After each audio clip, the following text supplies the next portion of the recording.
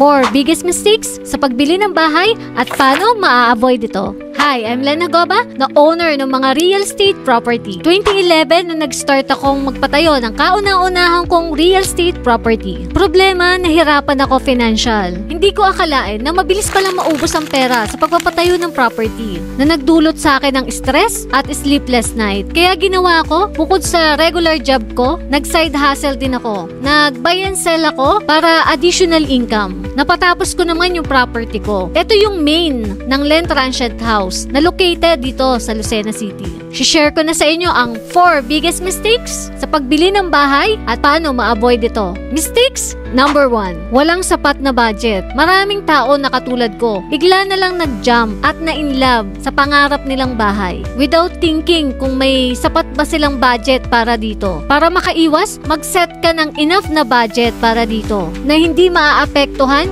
yung pang-araw-araw mo na gastusin. At hindi ka ma-short, mapahulugang bahay man yan or build. Mistakes number 2, underestimate yung additional cost like maintenance and property tax. Solution, magtabi ka na ng pera para dito. Para pag may nasira, madali mong mapaayos. Yung property tax or amilyar, every year kailangan mong bayaran. Mistakes number 3, hindi pag-inspect ng home structure. Mapaloob man ng bahay ito o labas. Napakahalaga na bago ka tumira o pumirma sa anumang dokumento para sa turnover ng property, i-check mong maigi yung bawat sulok ng bahay. Mapaloob man ito o labas. Ask mo kung may nasira, like plumbing or roof ng bahay, kung sagot ba nila yung maintenance, or kung hindi, need mong magbayad para klaro na kaagad. Kung hindi ka sang-ayon, madali kang maka-walk away sa deal. Mistakes number 4, yung emotion mo sa pagka-inlove sa bahay.